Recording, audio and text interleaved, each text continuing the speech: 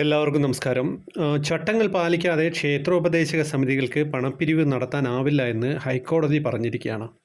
വിശ്വാസികളിൽ നിന്ന് ചട്ടങ്ങൾ പാലിക്കാതെ ക്ഷേത്രോപദേശക സമിതിക്ക് പണപ്പിരിവ് നടത്താനാകില്ല എന്ന് ഹൈക്കോടതി. കലാപരിപാടികളുടെ പേരിൽ പിരിക്കുന്ന തുകയുടെ ഭൂരിഭാഗവും എവിടേക്കാണ് പോകുന്നതെന്ന് പരിശോധിക്കണം.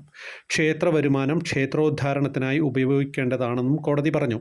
കൊല്ലം കടയ്ക്കൽ ദേവി ക്ഷേത്രത്തിലെ ഉത്സവത്തിനിടെ വിപ്ലവഗാനം പാടിയത് ചോദ്യം ചെയ്യുന്ന ഹർജി പരിഗണിക്കുമ്പോഴായിരുന്നു justice Anil K Narendran, justice S Muralikrishna എന്നിവരുൾപ്പെട്ട ദേവസ്വം ബെഞ്ചിന്റെ പ്രതികരണം.